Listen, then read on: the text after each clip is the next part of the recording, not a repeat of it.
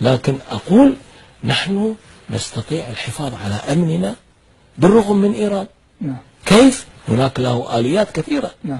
نحن نستطيع أن نردع نصد إيران.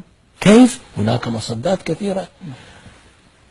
النظام السابق في العراق بالرغم من كل سيئاته كان نعمة للعرب. كيف؟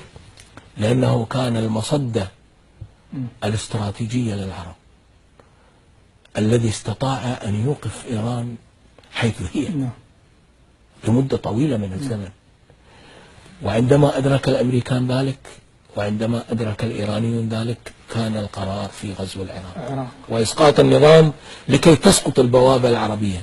نعم. ولكي وفعلا بعد سقوط صدام، بعد سقوط بغداد نعم. سنة 2003 شوف شنو حصل للعرب.